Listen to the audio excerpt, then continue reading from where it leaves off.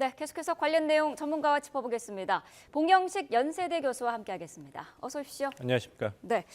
자, 미국의 미사일 사용 제한을 좀 풀어달라라는 것은 사실 우크라이나가 그동안 계속해서 요구해 왔던 사항인데 미국이 반대해 왔거든요. 이번에 이거를 허용한 의미가 있을까요? 예, 아무래도 그 트럼프 공화당 대선 후보가 지난 11월 5일 대선에서 압승을 거두면서 이제 1월 20일에 취임을 하게 됩니다. 근데 네. 취임 전부터 이미 러시아 측은 확인을 안 했지만 푸틴 대통령과 직접 통화를 하면서 더 이상 긴장을 고조하지 말아라 이런 네. 얘기를 했고 또 한편 선거 캠페인 동안은 내가 당선이 되면은 24시간 안에 우크라이나 전쟁을 종식시키겠다. 취임 전에도 평화를 가져다 줄 수 있다 이렇게 호언장담을 했습니다. 네. 그러니까 이제 세계는 트럼프 당선 이후에 결국에는 우크라이나 전쟁이 모종의 형태로서 정전이 될 것이라는 이제 관측이 이제 우세를 보이고 있기 때문에 네. 오히려 우크라이나 전쟁은 더 격화되고 있습니다. 시청자 여러분들께서는 이제 우리 경험을 기억하실 수가 있는데요. 한국 전쟁이 가장 치열했을 때는 정전 협정이 시작되고 나서입니다. 왜냐하면 이제 이 한국 전쟁이 언젠가는 끝날 테니까 네. 끝날 때 모든 걸 멈추는 순간까지도 한 채의 땅이라도 먼저 확보를 해야 되거든요. 네. 그래서 그만큼 전쟁이 격화되고 피해자도 속출했습니다. 그런 상황으로 지금 러시아와 우크라이나가 격돌을 하고 있는데 우크라이나 입장에서는 지금 자국 영토의 약 5분의 1을 이미 러시아에게 점령을 당했고 네. 도네츠크, 루가스크는 사실 주권 국가로서의 독립을 선언하고 러시아가 승인한 상태입니다. 네. 그것을 정전이 됐을 때 과연 돌려받을 수 있을 것인가? 우크라이나 입장에서 2014년에 크림반도를 러시아가 일방적으로 무력 합병한 그때부터 이미 우크라이나 전쟁이 시작됐다고 보고 있거든요. 네. 그러니까 지금 트럼프 당선인이 생각하는 대로 현 상황에서 다 정전을 하고 한국식 모델로 해서 비무장지대를 설치하고 나토 유럽 국가들이 거기서 이제 정전 상태를 유지하고 네. 대신에 이제 우크라이나는 적어도 20년 동안은 나토 가입을 안 한다는 약속을 하고 이렇게 된다면은 러시아 입장에서는 그나마 받아들일 가능성이 있지만 우크라이나 입장에서는 이건 그냥 패배를 인정하라는 것입니다. 네. 그럼 우크라이나가 앞으로 정전 협정을 러시아 할 때 뭔가 레버리지가 있어야 되지 않습니까? 유엔 레버리지는 지금 러시아 영토인 크루스크 지역입니다. 여기서 계속 전세를 자신에게 유리한 쪽으로 유지를 해야만 그나마 러시아가 점령한 우크라이나 영토와 지금 우크라이나가 점령하고 있는 러시아 영토를 교환할 수 있는 어떤 거래가 성립하게 되는데 네. 트럼프가 만약에 그 당선된 다음에 우크라이나에 대한 재정적 군수 지원을 중단한다면 결국에는 크루크 지역에서도 우크라이나 군이 철수할 수밖에 없고 그렇게 된다면 러시아에게 일방적으로 유리한 상태로 이제 전쟁이 멈추게 되는 것이죠. 우크라이나는 네. 나토에 가입도 못하니까 안전보장 기제도 믿을 수 있는 게 아무것도 없고요. 이런 점을 고려해서 바이든 행정부가 마지막으로 임기 종료되기 전까지는 미국이 줄 수 있는 모든 그런 지원, 이 에이테크스 미사일의 장거리 사용까지도 허락하는 강수를 둔 것입니다. 네, 오늘 그 미국 국무부 브리핑 내용을 봤더니 이 부분에 대해서 사실 뭐 인정도 하지 않고 부인도 하지 않은 그런 애매모호한 입장이었고요. 대통령실이 오늘 오전 일찍 그 미국이 미리 우리 정부에 사전에 통보를 해줬다 이렇게 밝혔습니다. 이 부분은 어떻게 봐야 될까요? 그러니까 이제 그 액면 그대로 받아들여야겠죠. 미국 입장에서도 원칙상으로는 이 에이테크스 지대지 장거리 미사일을 우크라이나가 러시아 본토 안에까지 사용할 수 있도록 허가를 줬다 그랬는데 아직 네. 사용을 했다 아니면 공격을 시작했다는 보도는 없습니다. 젤렌스키 대통령도 여기에 대해서는 미사일 자체가 대답을 할 것 이런 식으로 대답을 했거든요. 네. 그러니까 이제 상황을 좀 주시해야 되는데 거기에 따라서 우리나라 정부도 사실 이제 북한의 러시아 파병으로 인해서 더 이상 우크라이나 전쟁이 남의 전쟁은 아니지 않습니까? 우리의 전쟁이냐 남의 전쟁이 지금 국내 정치상에서 이제 갑론응박이 있는데 우리에게는 굉장히 중요한 전쟁임은 사실입니다. 네. 따라서 이게 북한의 파병에 대한 어때 모종의 우리의 대응이 있어야 되는데 네. 여기에 또 변수는 트럼프 행정부 출범 전까지 바이든 정부가 얼마만큼 우크라이나에 대한 군수 재정 지원을 계속하겠느냐에 궤를 맞춰서 우리도 우크라이나에 대해서 지원 방안이라든지 그 수준을 결정해야 되기 때문에 네. 이런 조심스러운 발언이 나온 것으로 보입니다. 네. 자, 러시아는 뭐 당연히 강하게 반발을 하고 있습니다. 3차 대전이라는 단어까지 언급을 했고 핵무기 사용도 사실 언급이 나왔었거든요. 강력한 반발이 예상되지 않습니까? 러시아 입장에서는 그냥 가만히 있을 수는 없죠. 네. 그래서 이제 러시아 정부가 미국의 이런 조치에 대해서 항의하면서 왜 미국은 불에 기름을 붓느냐 했고 미국 국무부 입장에서는 불에 기름을 붓는 게 중요한 게 아닌가, 누가 불을 붙였는가, 그 불을 붙인 당사자가 가장 궁극적인 책임을 져야 되는 것이 아닌가. 네. 그리고 우리가 긴장 고조를 시켰다고 하는데 그렇다면 이제 북한군의 우크라이나 전쟁 파병은 그 긴장 고조 행위 그리고 전쟁 확대 행위가 아니냐 이런 식으로 맞대응을 하고 있습니다. 네. 즉 러시아가 오히려 우크라이나 전쟁을 제3차 시작했고 궁극적인 책임이 있고 또 제3차 세계대전을 확대되는 그런 시도를 하고 있는데 미국을 포함한 나토 회원국들이 그냥 수수방관을 하는 것을 요구하는 것은 러시아의 그냥 일방적인 그리고 근거 없는 주장에 불과하다 이런 식으로 맞서고 있어요. 네. 그래서 9월 달부터 이제 푸틴 대통령이 직접 나서서 경고를 했죠.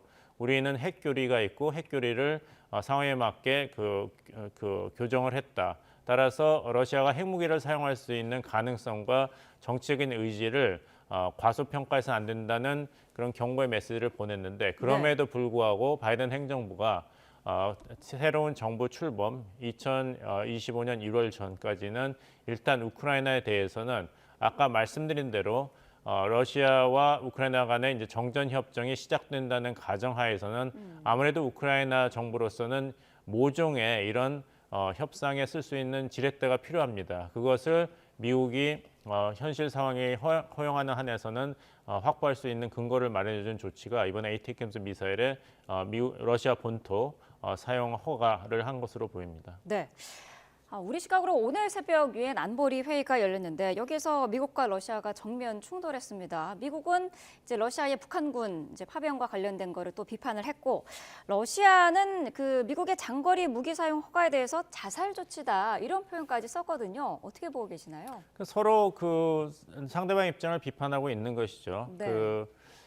이런 군사 전문가도 그 에이테킴스 미사일을 왜 이제까지 바이든 행정부가 러시아 본토 공격 허가를 주지 않았는가에 대해서는 그 허가를 준다 하더라도 이 전장에서 우크라이나 군이 우위를 점하는 데는 그렇게 큰 효과가 없을 것이라는 분석이 있었기 때문에 이런 말이 있습니다. 네. 왜냐하면 이게 비록 300km를 날아가는 장거리 지대지 미사일이고 그 마하 3 초음속 속도로 나가는 일종의 이제 초음속으로 날아가는 전투기를 상상하시면 되겠습니다. 네. 전투기인데 조종사가 없는 그리고 조종이 가능한 이런 순항 미사일로 생각하시면 되거든요. 네. 그러면 대단히 막강한 무기긴 하지만 이것을 일단 사용하게 되면은 여기 이제 지도에도 나왔지만 러시아군이 가만히 있지 않고 그 에이테킴스 미사일 사거리 300km 바깥으로 오히려 그 지휘본부를 더 멀리 옮긴다면은 그런 에이테킴스가 줄 수 있는 전략적인 이득은 순식간에 사라지는 것이죠. 그러니까 네. 결국에는 에이테킴스를 가지고 러시아 본토 타겟을 공격할 수 있는 권한을 미국이 준다 하더라도 네. 그 효과는 굉장히 제한적일 것이기 때문에 아하. 그 에이테킴스 러시아 본토 타겟 권한을 줌으로써 전쟁을 격화시키는 데는 이게 오히려 손해다. 네. 그런 판단이 이제까지는 바이든 행정부의 입장이었습니다.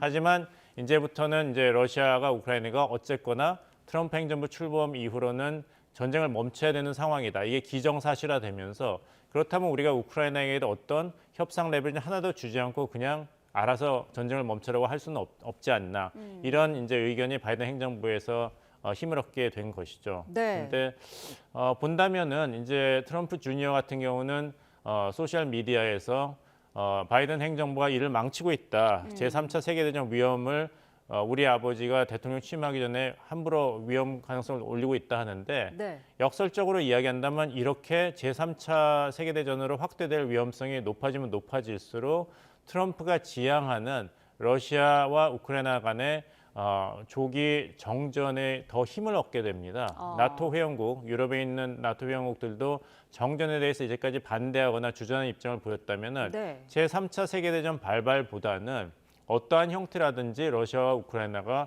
더 이상 군상 긴장을 고조시키거나 직접 충돌을 멈추는 게 더 이득이니까요. 그러니까 역설적으로 말씀드린다면은 바이든 행정부의 이런 적극적인 우크라이나 지원이 네. 오히려 트럼프 당선인 입장에서는 표면적으로는 비판하고 있지만 내심 본인이 주장하고 있는 조속한 정전에는 도움이 되기 때문에 그렇게까지 반대하고 있지는 않을 것입니다. 네. 뭐 유엔 내부에서도 미국이 중재를 제대로 못하고 있는 거 아니냐라는 불만이 그동안 있어 왔고요. 또 일각에서는 이렇게 우크라이나를 지원하는 게 전쟁 장기화의 역할을 하고 있는 것 아니냐 이런 의견도 있거든요. 여기에 대해서 두 가지 입장이 다 공존하고 있습니다. 네.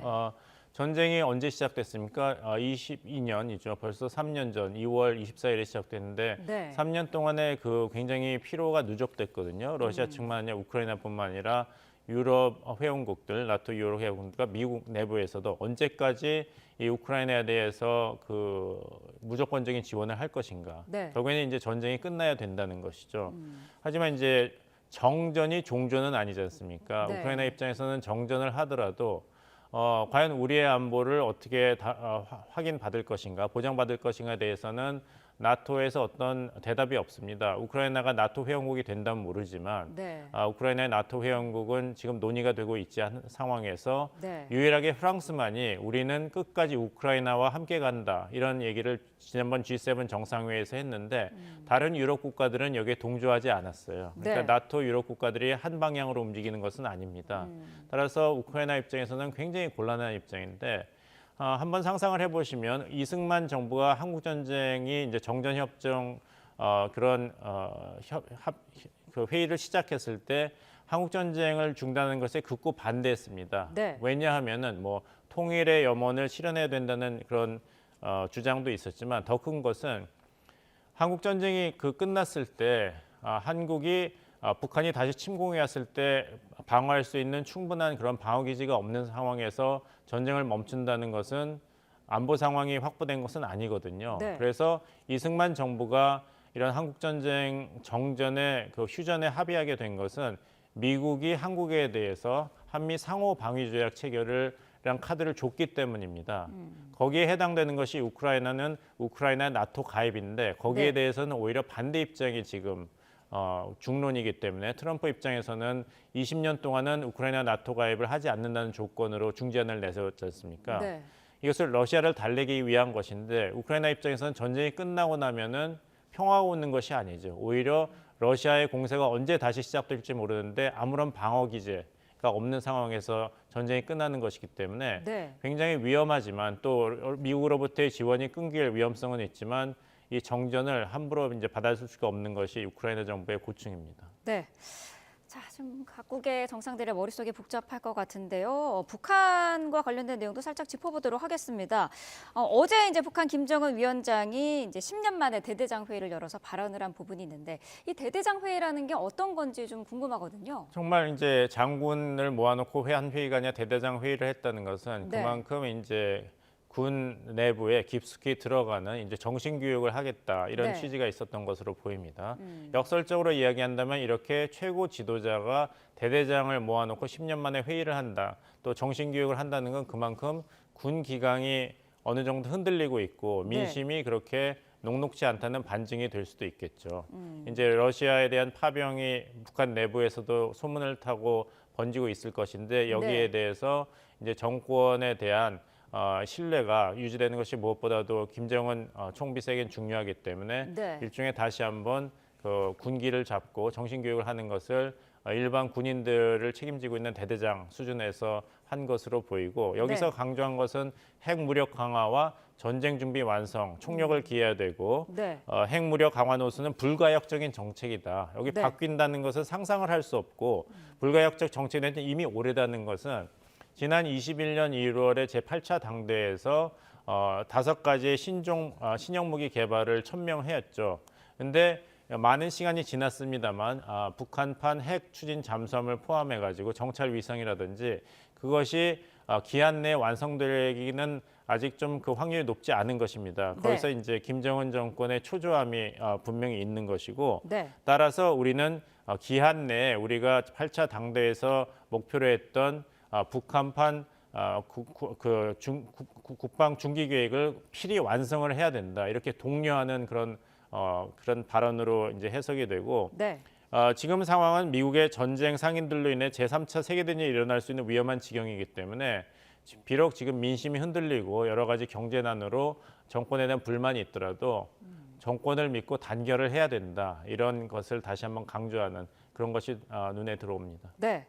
자, 핵무력 강화 노선을 강조한 부분이 사실 트럼프의 당선 이후에 처음으로 나온 김정은의 메시지거든요. 그러면서 이제 미국에 대해서는 평화와 안정의 파괴 집단 우두머리다라는 이제 표현도 썼는데 앞으로 뭐 김정은과 트럼프 간의 브로맨스라든지 이런 거는 기대할 수 없다라고 예측할 수도 있을까요? 아직은 좀 기다려 봐야 되겠습니다. 이번 메시지가 김정은 총비서의 트럼프 당선 이후 대미 메시지 처음은 맞습니다. 네. 근데 여기서 비판한 내용, 미국을 평화와 안정의 파괴 집단 우두머리, 미국 놈이라고 한 것이 과연 당선인인 트럼프를 향한 것인지 아니면 아직 현직 대통령인 바이든 행정부를 비판하는 차원에서 한 것인지, 네. 즉 미국 정계를 편가르게 하고 좀 이렇게 의도를 떠보려는 식의 수사인지 아니면 미국에 대한 근본적인 불신과 적대감을 표현한 건지는 좀 시간을 두고 좀 더 자료를 보면서 비교하면서 판단을 해야 할 문제라고 보입니다. 네, 알겠습니다.